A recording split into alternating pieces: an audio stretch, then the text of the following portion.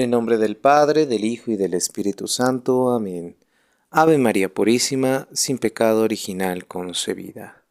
Padre nuestro que estás en los cielos, santificado sea tu nombre. Venga a nos tu reino, hágase tu voluntad así en la tierra como en el cielo. El pan nuestro de cada día, dánosle hoy, y perdónanos nuestras deudas, así como nosotros también perdonamos a nuestros deudores. Y no nos dejes caer en la tentación, mas líbranos del mal. Amén. Dios te salve María, llena eres de gracia, el Señor es contigo, bendita eres entre todas las mujeres y bendito sea el fruto de tu vientre Jesús. Santa María, Madre de Dios, ruega por nosotros pecadores, ahora y en la hora de nuestra muerte. Amén. Gloria al Padre, al Hijo y al Espíritu Santo, como era en un principio, ahora y siempre, por los siglos de los siglos. Amén. María, Madre de Gracia, Madre de Misericordia, en la vida y en la muerte, ampáranos, Gran Señora. En los cielos y en la tierra sea para siempre bendito y adorado el corazón amoroso de Jesús sacramentado. Oh Jesús mío, perdónanos nuestros pecados, líbranos de las llamas eternas del fuego del infierno, llevad al cielo a todas las benditas ánimas del purgatorio, socorrer especialmente a aquellas más necesitadas de vuestra infinita misericordia. Amén. Sagrado Corazón de Jesús, en vos confío. Bendito San José, salva las familias y aumenta nuestra fe. En el nombre del Padre, del Hijo y del Espíritu Santo. Amén. Paz y bien. Queridos fieles, quiero darles la bienvenida a este tercer tratado de religión que tocamos el tema del primado de Pedro. Estamos ya en la segunda parte. Vamos a ver el ministerio petrino. En la parte anterior vimos de manera general el fundamento, la base que tiene la doctrina que esgrime, enseña y pronuncia la Santa Madre Iglesia Católica bajo la tradición, el magisterio y la Sagrada Escritura, de afirmar que el primer papa fue el apóstol San Pedro y que los sucesores de Pedro son quienes ejercen el ministerio petrino. En un panorama general podemos observar que desde los primeros comienzos del cristianismo ya se establecía o se vislumbraba de una manera como una luz tenue lo que era la doctrina del ministerio petrino. Sin embargo, conforme pasaron los años, conforme pasaron los siglos, la Iglesia, en sus pronunciamientos oficiales, en su magisterio oficial, definió, concretó y concluyó lo que es el ministerio petrino.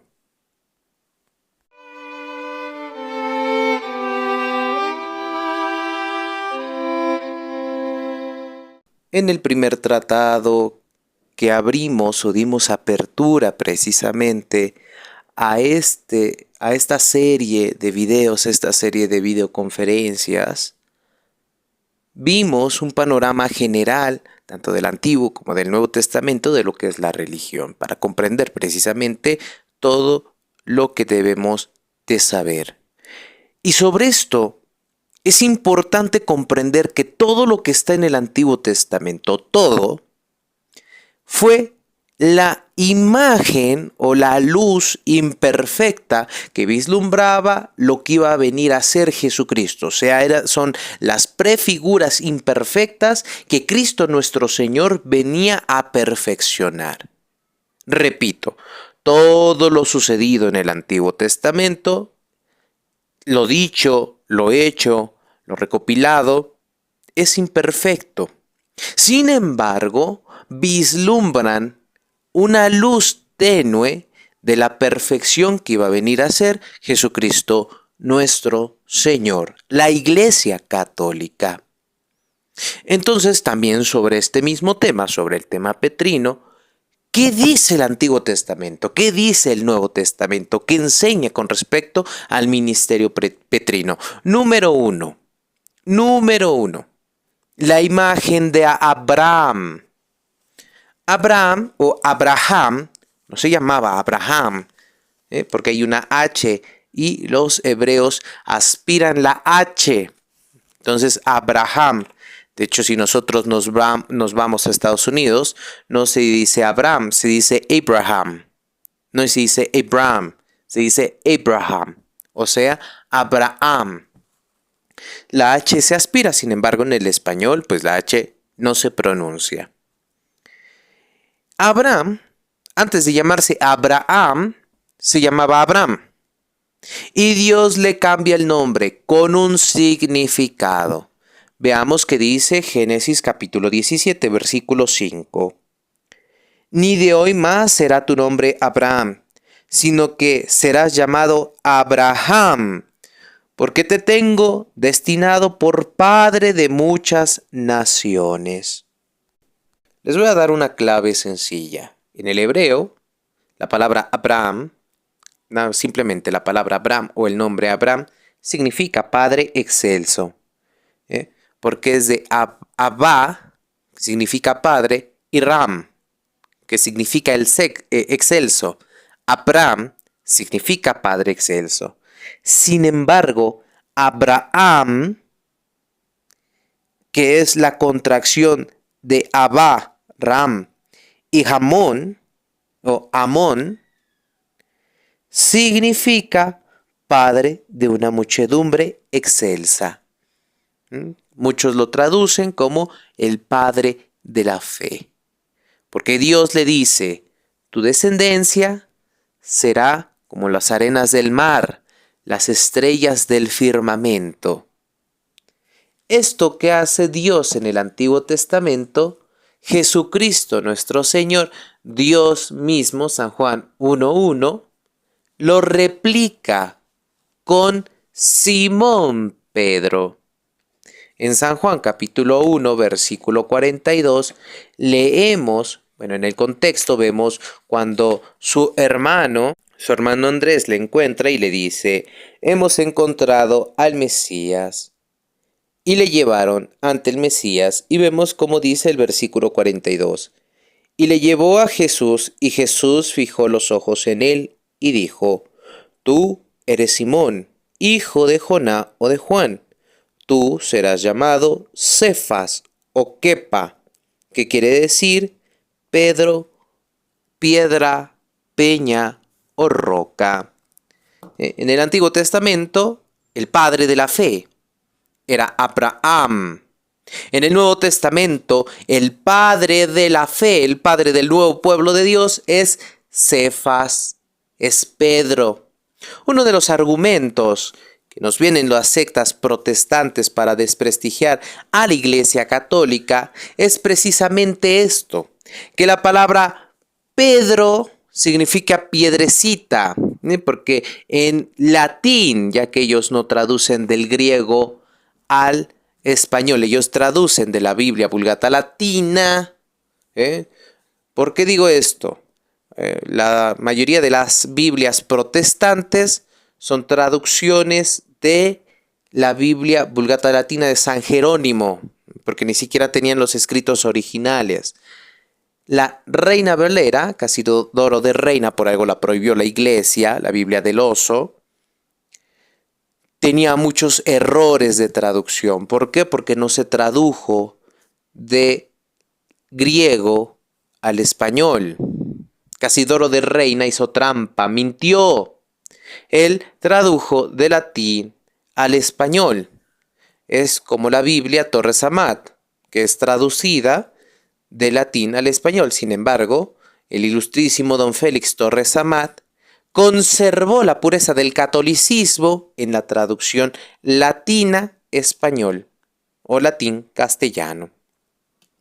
En ese sentido, cuando los protestantes leen la Reina Valera, de hecho de las primeras versiones, ya sea la Biblia Reina Valera 1960 de Sociedades Bíblicas Unidas o Reina Valera la del 2000, ellos encuentran aquí un error de traducción, porque ponen, tú es de traducción de latín, tú es Petrus, et superam Petra, edificaba ecclesia mía. Y cuando uno revisa el texto koiné, el texto en el griego original, pues vemos que dice la palabra griega Petra, en ambos sentidos. Kai, tete, Petros, et akonato Petra ecclesia tou sai. ¿Qué quiere decir esto? Tú eres Pedro, Petros, y sobre esta piedra, Petra, edificaré mi iglesia. Claro, porque la palabra Petros es masculino, Petra es femenino. Pero los protestantes dicen que se traduce de la siguiente manera. Tú eres Petros, que significa piedrecita. Y sobre esta Petra, que significa roca, edificaré mi iglesia. Cristo es la roca.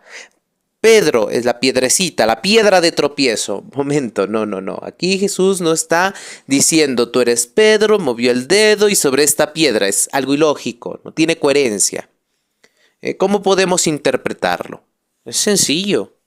La interpretación de la traducción bíblica es que pues no le pueden decir tú eres piedra y sobre esta piedra edificaré mi iglesia. O tú eres roca y sobre esta roca edificaré mi iglesia. ¿Por qué? Porque el nombre es Petros. Y el cimiento sobre lo que se está fundando es femenino, Petra.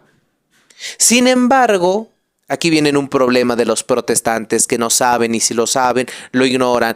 O si no lo ignoran, no lo quieren decir por malicia. Todo nos lleva a un error protestante. Cristo, nuestro Señor, no habló en griego, no habló en latín, no habló en español, no habló en inglés, no habló en francés. Y al contrario, si Cristo hubiera hablado en francés y todos habláramos francés, no había tanto problema, porque el nombre Pedro en francés es Pierre, Pierre. Y la palabra piedra en francés o roca en francés es Pierre. J'étais sur les pierres et sobre les pierres. Tú eres Pedro y sobre esta piedra, Pierre, Pierre. En francés creo que se entiende mucho mejor. Por esa situación no hay tanto protestante en Francia, porque el sentido de las traducciones pues, conservan un poquito esta parte sobre Pedro. Sin embargo, Cristo no habló ni en francés. Él hablaba arameo, ni siquiera hablaba hebreo. Bueno, sí hablaba hebreo, porque cuando iba al templo él tenía que hablar hebreo, pero cuando él hablaba con sus compágines, con sus paisanos que eran galileos, él les hablaba en arameo. Y en arameo hay una palabra para designar la palabra piedra, peña o roca, que es kepa. Kepa. En griego lo tradujeron mucho mejor, Cefas, que es lo mismo, significa piedra, peña o roca. Kepa o Cefas es lo mismo. A Pedro se le decía, con los griegos, se le decía de manera helenista Cefas, de manera aramea y hebrea es Kepa.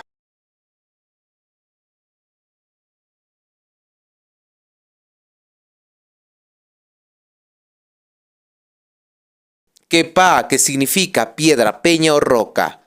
Y si nosotros somos literarios, somos traductores fieles a la traducción bíblica, podríamos decir, tú eres Cefas y sobre esta Cefas edificaré mi iglesia.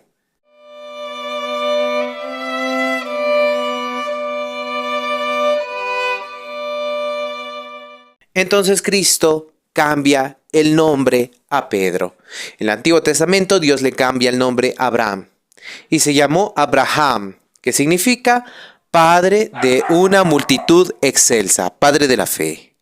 Cristo, para elegir el nuevo pacto, el Nuevo Testamento y dejar a un representante de él aquí en la tierra, le cambia el nombre a Pedro. Ya no será Simón, que significa la palabra Simón. El nombre o la palabra Simón significa caña quebradiza o caña rompediza o caña frágil. Y de hecho así era Simón. Era pues un ejemplo tan claro. Cuando Dios va caminando sobre las aguas y Pedro en la barca le dice impetuoso, Señor, mándame ir a ti. ¿Y qué le dice Cristo? Ven. Entonces Simón Pedro baja de la barca y empieza a caminar sobre las aguas y empieza a tambalear su fe. Ese es Simón, tambalear su fe. Cuando él hace honor a su nombre, cuando viene el Espíritu Santo en Pentecostés, durante la persecución de los judíos, de los romanos, contra los cristianos. Y no me refiero a los romanos católicos, porque todavía Roma no era católica, era Roma pagana, del emperador, que idolatraba dioses. Bueno, esa Roma perseguía a la iglesia. Y hasta en ese entonces, que viene el tiempo de Pentecostés, que por cierto ya el año litúrgico nos está preparando para este domingo celebrar el primer domingo de Pentecostés, la llegada del Espíritu Santo. Hasta allí empieza a ser Petrus, Cefas, Kepa, Petra, piedra. Mientras tanto, Cristo le preparó, le enseñó, le instruyó para que sea como una roca inmovible, para que el fundamento de la iglesia esté sobre Pedro y sobre los apóstoles. Entonces, Cristo le cambia el nombre y ahora es el Padre de la fe. Él es el Padre de la iglesia, hay Papa. Por eso en griego se le conserva el título de Papa, que significa Padre de la Fe. Es el Padre entre los padres. Él está por encima de los demás apóstoles. Y esto nos recuerda al reino del Antiguo Testamento. Ya lo habíamos mencionado de Isaías capítulo 22, versículo 15 al 22, comparándole o confrontándole con el Evangelio de San Mateo capítulo 16, versículo 18 y 19. Hablamos de Eliakim, hijo de Gelcías, que queda en el lugar de Sobná. Sobná, un pagano que se estaba haciendo un ídolo en la peña, un sepulcro en la peña, y Dios lo expulsa porque estaba profanando su tierra. Y todo esto, ¿qué tiene que ver? Porque nos está repitiendo lo mismo del tratado, de la parte del tratado anterior, o más bien de este tratado, la parte anterior. ¿Y esto qué tiene que ver? Para que no redundemos tanto y no nos hundemos en el mismo tema que ya habíamos visto y que ya había quedado claro. Sencillo. Abraham es el padre de la fe. El Papa es padre de fe. El Papa, el vicario de Cristo, el que lleva el oficio petrino, él es el padre de la fe. Él es el que define con solemnes definiciones la fe.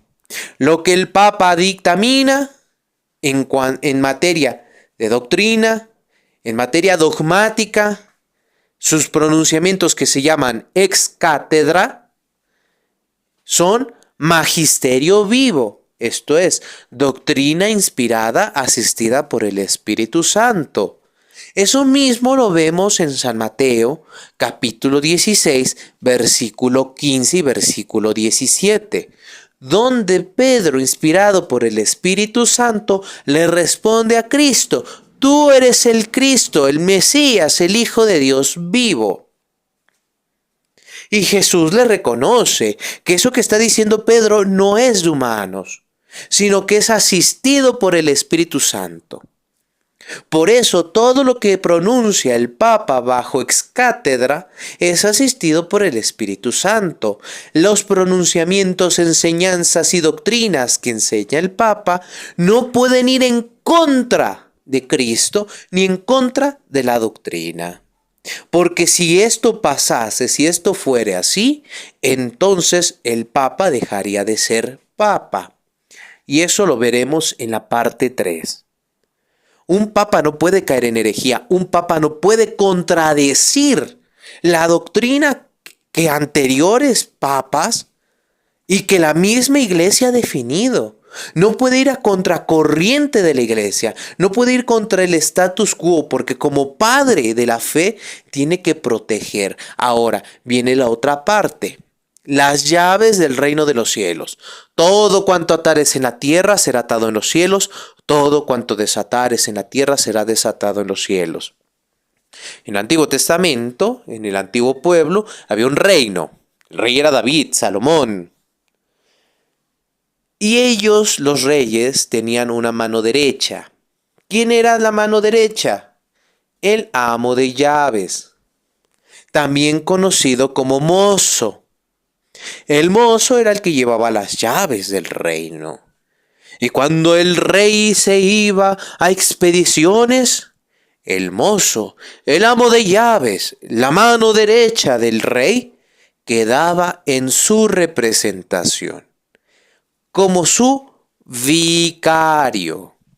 Y todo lo que hiciere el amo de llaves se tenía que obedecer como si el mismo rey diera esa orden. Obviamente, el mozo, el amo de llaves, tenía esa autoridad con poder limitado. Cristo tiene todo poder. Recordemos Mateo 28, 16. Todo poder se me ha dado en los cielos y en la tierra. Todo poder lo tiene Cristo. Todo poder lo tiene Dios, porque Él es Rey de Reyes. Bueno, parte de ese poder, parte de esa autoridad, se la deja a Pedro. ¿En qué momento? Cuando en Mateo 16, 19 le dice: a ti te daré las llaves del reino de los cielos. Todo cuanto atares en la tierra será atado en los cielos. Todo cuanto desatares en la tierra será desatado en los cielos. Esa potestad es limitada, porque el Papa, como ya lo hemos mencionado, no puede ir en contra del rey, ni de su enseñanza, ni de su doctrina. Porque si eso hiciere, como hubo antipapas en la historia de la Iglesia, que usurpa la cátedra de San Pedro o el oficio petrino, dejaría de ser papa. Porque el poder que Dios le ha estipulado es para que siga la corriente, para que vaya a corriente, según la corriente que siempre ha predicado la Iglesia. No es para que se abran puertas y ventanas de la Iglesia para nuevos aires, interpretar de una nueva manera. De hecho, este sentido moderno, por eso se llama modernismo, ya fue condenado por su santidad el Papa San Pío X. Continuando con esta explicación, podemos ver que lo mismo que enseña el Antiguo Testamento en Isaías capítulo 22, versículo 22, donde le dice Dios: y llamaré en aquel entonces a mi siervo Eliaquim, hijo de Hilcías. Alguien que sí es judío, alguien que tiene que ser del pueblo de Dios. Le dice: a él le daré las llaves del reino de Israel. Pondré en sus hombros las llaves del reino de Israel, o sea, la autoridad de ser vicario del rey. Él abrirá y nadie encerrará. Él cerrará y nadie abrirá. ¿Esto qué tiene que ver con Pedro? Sencillo, que si viene el rey y Eliaquim habrá cerrado una puerta, el rey tiene la autoridad de abrir esa puerta. ¿Por qué? Porque Eliaquim, o el mozo, como en este caso el vicario de Cristo, que es Pedro, que es mozo de Cristo, no puede estar por encima de Cristo. No tiene todo poder. Es cierto, cuando dice Cristo: todo cuanto atares en la tierra será atado en los cielos. Todo cuanto desatares en la tierra será desatado en los cielos. Ya lo dice su santidad el Papa Pablo IV. Su santidad el Papa Pablo IV define claramente que el Papa, siendo Papa, tiene la autoridad de levantar la excomunión a los arrepentidos excomulgados. Tiene la potestad de correr a los herejes pérfidos y sobre todo luchar contra los ministros de Satanás. El Papa no puede ir a favor del mundo, ni a corriente del mundo, dice su santidad el Papa Pablo IV. ¿Qué quiere decir la palabra vicario? Algo que no comprenden las sectas protestantes y que muchas veces ignoramos. ¿Qué quiere decir la palabra vicario? A veces en el modernismo, lastimosamente, en este tiempo extraordinario, no es la primera vez que la Iglesia sufre un tiempo extraordinario donde los herejes gobiernan los templos, las parroquias, los conventos, los monasterios. No es la primera vez. El que diga es que eso no es cierto, es que eso no puede ser la realidad de la Iglesia. Hoy en día ese es un ignorante. ¿Por qué? Porque esto ha sucedido a través de la historia muchas veces. La más cercana es la que tenemos de Inglaterra del siglo XVI y del siglo XVII, donde el rey Enrique VIII le otorga las iglesias a la secta que él fundó, que es la secta episcopaliana o la secta anglicana, que es la usurpación de un lugar que no les corresponde a los herejes. Hoy en día sucede lo mismo, pero a nivel mundial. Alguien usurpa un hombre, desde Juan 23, Pablo VI, Juan Pablo I, Juan Pablo II, Benedicto XVI y ahora Francisco, usurparon la cátedra de San Pedro, metieron a su gente herética y había padrecitos heréticos. Ya antes del Conciliábulo Herético Vaticano II, desde su santidad el Papa Alejandro VI, desde su santidad el Papa Clemente XII, ya existían los sacerdotes y los obispos herejes. Sin embargo, la Iglesia los había detenido. Sin embargo, la Iglesia les había dado frente.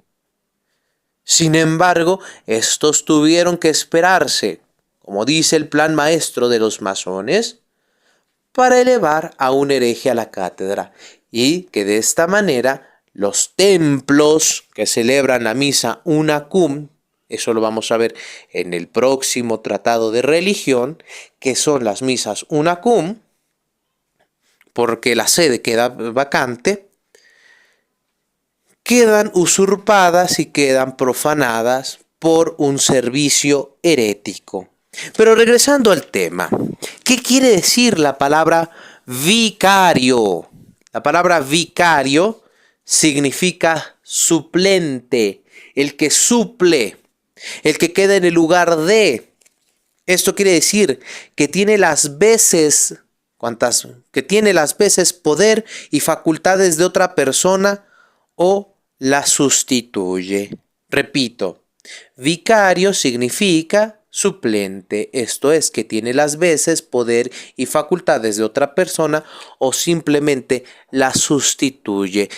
Pero, ojo, eso no significa que el vicario pueda modificar, cambiar o sustraer el sentido que siempre ha tenido lo que ha mandado al que sustituye o al que suple.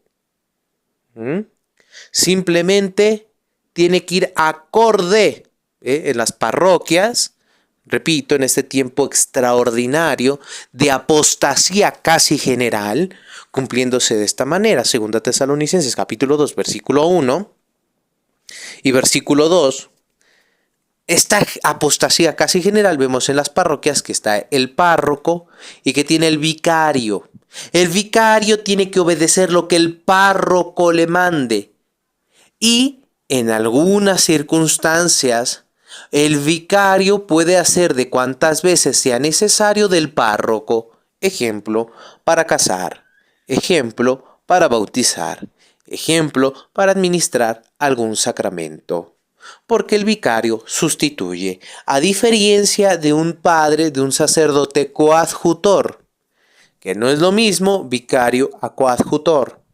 Un sacerdote coadjutor, al igual que el párroco, tiene las mismas facultades, tiene los mismos poderes. El vicario no, el vicario está subyugado. Repito, el vicario está subyugado a quien suple, a quien sustituye. Eso mismo pasa con el Papa. El Papa está subyugado a Cristo. No puede estar por encima de Cristo ni por encima de la Iglesia, porque la Iglesia es el cuerpo místico de Cristo.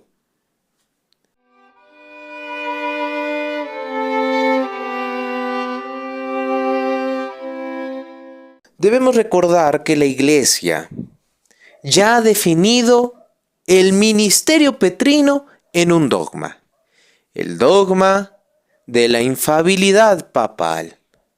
Pero para comprender qué es la infalibilidad papal, debemos reconocer la doctrina en la que se desarrolla precisamente la infalibilidad papal. ¿Qué enseña la Iglesia con respecto a la infalibilidad papal? ¿Cuál es el sustento, el fundamento y cuáles son las condiciones por las cuales los pronunciamientos ex cátedra de los papas se definen con veracidad que son inspirados y asistidos por el Espíritu Santo?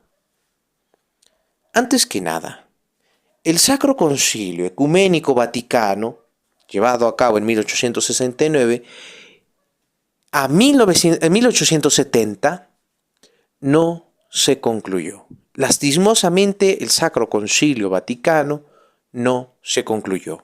Por lógica, por deducción, si no se concluyó el Sacro Concilio Ecuménico Vaticano de 1869 a 1870, no puede existir un Concilio Vaticano II.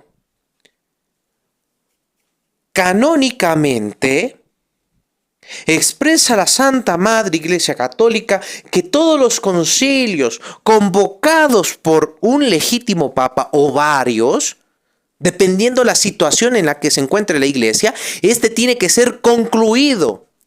Y para que sea legítimo, eso lo vamos a ver después, para que un concilio sea legítimo y no sea considerado un conciliábulo herético, como el Vaticano II, que fue un conciliábulo en vez de un concilio, hay que analizar los cánones que dictamina la Santa Madre Iglesia Católica en su magisterio tradicional, no en el moderno, repito, en el tradicional. El moderno pues de nada nos sirve, porque el moderno obviamente que va a estar a favor del conciliábulo herético Vaticano II, porque nace después del conciliábulo. El magisterio tradicional, el magisterio católico, ¿qué nos enseña? ¿Qué enseñaba la Iglesia para que un concilio sea considerado legítimo? Y a ese magisterio es al que debemos de atenernos, porque es el verdadero, es al que debemos de seguir, es al que debemos de escuchar, es al que debemos de obedecer. El magisterio que es sedevacantista. ¿Por qué digo que es sedevacantista?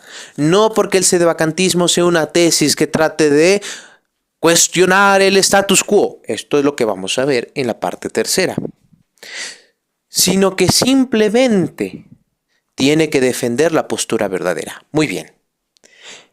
Entonces, en este concilio se emitieron dos documentos. En el segundo documento se define la infalibilidad papal como dogma de fe, la infalibilidad papal. Mucha gente viene y me dice, es que el Papa es infalible. Muy bien, yo estoy de acuerdo con eso, el Papa es infalible. Pero, ¿alguna vez has leído en qué, cómo y por qué el Papa es infalible? No, es que yo sé que el Papa es infalible y si él dice que ahora la comunión se da por los ministros y si hoy dice que los sacerdotes ya se pueden casar, porque por cierto, ya se está revisando el celibato de los, entre comillas, mal llamados sacerdotes o presbíteros, entonces es que eso es verdad. Porque Mateo 16, 19, que es lo único que se aprenden de memoria como los protestantes, dice, o ni siquiera se lo aprenden de memoria, porque muchos ni siquiera leen la Biblia. Muchos dicen, es que en la Biblia, o en la Escritura, o por ahí alguien dijo que Cristo le dijo, tú eres Pedro, a ti te daré las llaves del reino de los cielos. Todo cuanto atares sobre la tierra será atado en los cielos, todo cuanto desatares en la tierra será desatado en los cielos. Y ese es su máximo argumento. Es la máxima de ellos. Y no conocen más argumentos. De Mateo 16, 19 no lo sacas. entonces son protestantes. Y no me sorprende si celebran la misa calvinista, que es protestante. La Novus Ordo es completamente el ritual calvinista. No me sorprende que su fe también sea protestante, que su sentir sea completamente protestante, disfrazado, matizado con un poquito de catolicismo.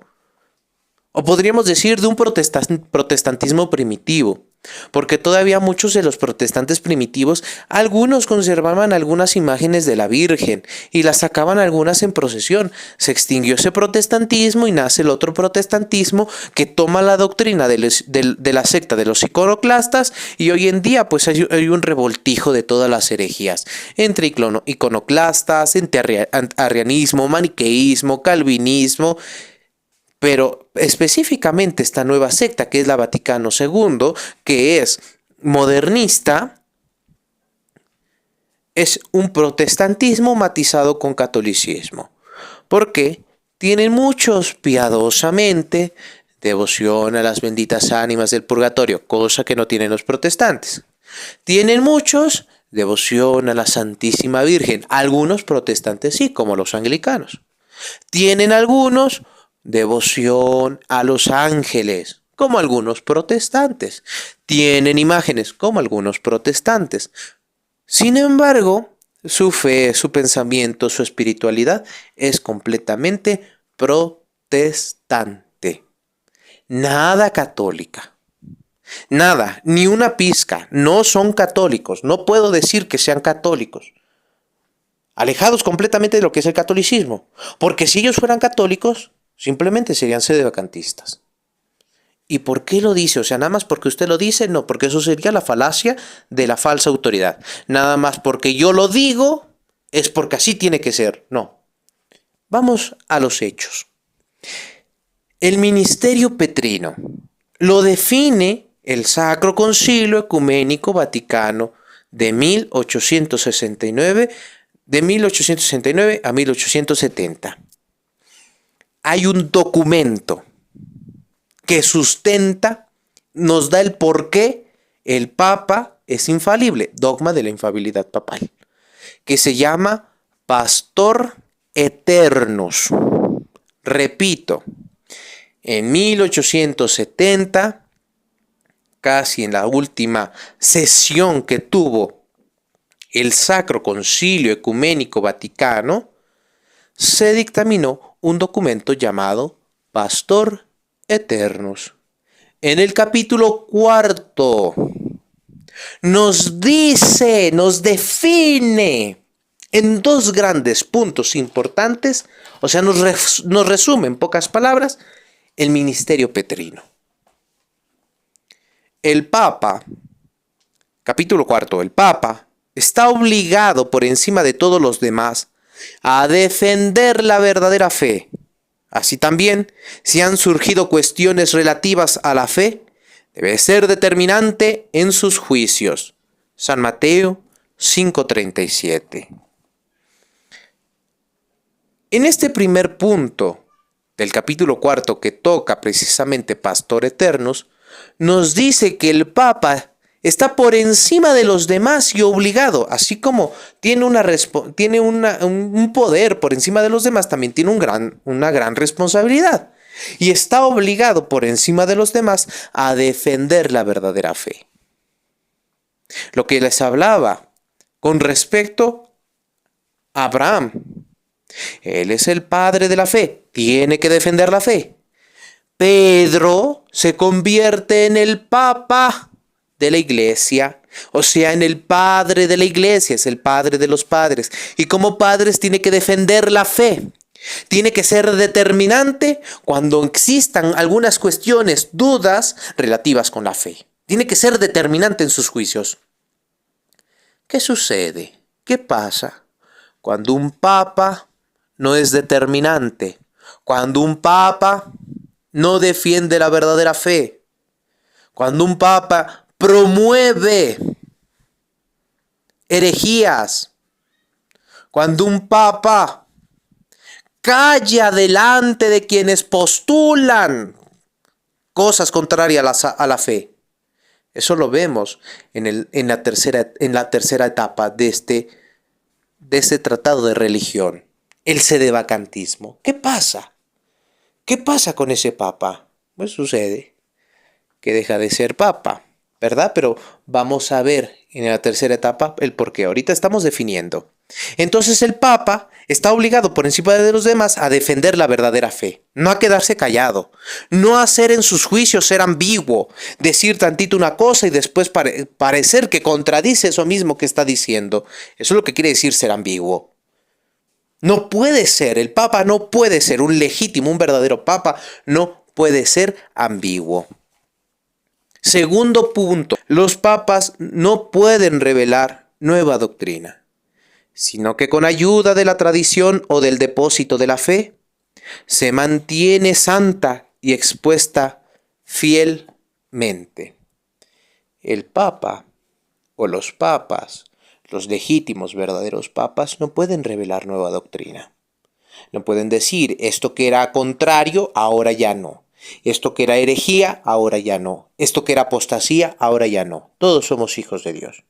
Todos nos salvamos en todas las religiones. Todas las religiones nos llevan al camino de salvación. No pueden hacerlo. Simple y sencillamente no pueden hacerlo. ¿Por qué no lo pueden hacer? Porque estarían, número uno, no defendiendo la verdadera fe, sino que contradiciendo, yendo contra la verdadera fe. Eso se llama herejía. Para la siguiente parte vamos a hablar sobre San Roberto Belarmino. San Roberto Belarmino es citado en el magisterio de la Iglesia. San Roberto Belarmino es doctor de la Iglesia y nos define claramente en Romano Pontífice lo que sucede cuando pasa esto. La Iglesia es clara, es concisa, es determinante, porque no puede haber ambigüedad en la doctrina de la Iglesia. ¿Qué pasa cuando entonces el Papa dice, bueno, como hay muchos problemas en la Iglesia, vamos a disminuir las órdenes sagradas? Las órdenes menores serán ministerios, algunos y otros los vamos a desaparecer. Que nadie sepa, pero lo vamos a desaparecer. Otros los vamos a convertir en ministerios para los laicos, para las laicas. Y vamos a dejar diaconado y presbiterado. Punto. Espérense. Pero como los diáconos no me sirven mucho y quiero que esta iglesia se ayorne, el ayornamiento, después vamos a ver, no en tratados de religión, porque el tratado de religión expresamente trata de exponer la doctrina de la iglesia. Pero en otros videos vamos a hablar de las herejías, del concilio, de los modernistas, de los mismos que usurpan la cátedra de San Pedro. Pero muchos de ellos dicen, como los diáconos no me sirven, voy a inventar a los ministros extraordinarios de la Eucaristía. Y órale, ahí reveló una nueva doctrina. No, es que el Papa no reveló una nueva doctrina. Eso ya existía en la iglesia. Sí, dime qué Papa. ¿En qué siglo? San Tarciso, el niñito que tomó la Eucaristía. Sí, momento, él dio su vida por custodiar para que no se profane la Eucaristía. Pero eso no significa que la iglesia acepte que los laicos, que los seglares administren la Eucaristía. ¿Acaso no conoces a Santo Tomás de Aquino? Tú me hablas de San Tarciso, perfecto. Santo Tomás de Aquino es doctor de la iglesia, doctor angélico de la iglesia.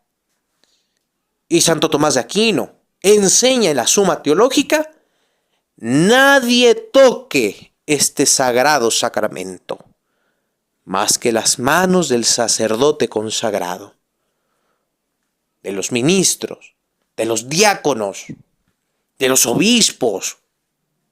Nadie puede tocar la Eucaristía más que Jesucristo en persona del sacerdote, del ministro, porque está consagrado para ser de cuantas veces de Cristo. Eso lo enseña Santo Tomás de Aquino. Entonces viene cierto personaje, que lo vamos a ver que se llama Juan Pablo II, Karol Wojtyla, directamente. El hereje judío de Karol Wojtyla implementó a los ministros extraordinarios de la Eucaristía. Esa es una revelación de una nueva doctrina, porque debe de algún momento, de algún lugar, tiene que sustentarla. ¿Y de dónde la sustenta? ¿Dónde está esa tradición? No existe. La iglesia no la tenía. Entonces revela una nueva doctrina para sustentar aquel acto tan sacrílego, profano, herético y apóstata. Y no pueden decir, como aquí uno de los padrecitos de Santana, que se dice ser guardián, que es un homosexual, dice ser franciscano, y se van a dar con delfines y a los conciertos de Carlos Rivera. Es que él ofende a San Juan Pablo II. No, yo no lo ofendo. Digo la realidad y la verdad, y al que le duela, porque eso quiere decir que ellos están actuando con dolor. Les duele mis palabras, les duele la verdad. Y todo aquel que hable, que diga que yo estoy hablando mal del Papa, que en vez de estar diciendo que yo hablo mal del Papa, como viejas chismoleras, como viejas lavanderas, que mejor se pongan a estudiar para refutar los argumentos que estoy dando y no irse a la falacia del hombre de paja, que es lo que está haciendo este guardián homosexual, porque es un guardián homosexual de los pseudo-franciscanos. Es una hermana de la comunidad LGTB. No debería de estar allí, porque la gente no sabe. Y lo voy a decir públicamente. Todo el dinero que entra al convento, todo el dinero que entra por medio de los sacramentos, las bendiciones y todo esto, ¿a dónde se va? A su amante. ¿Y cuál es el dolor que ellos tienen? Que yo predico que la palabra de Dios no se vende. Ah, pero yo soy el estafador, pero eso sería otro cuento. Eso me gustaría platicarlo en un video fuera de los tratados de religión. Regresando al punto. El Papa, en Pastor Eternus, no tiene el poder de la autorización de revelar nueva doctrina. El que dude que si hay o no hay, bueno, eso lo veremos en otro apartado. Simplemente estamos ahorita definiendo, repito, estamos ahorita definiendo magisterialmente lo que enseña la Iglesia del ministerio petrino.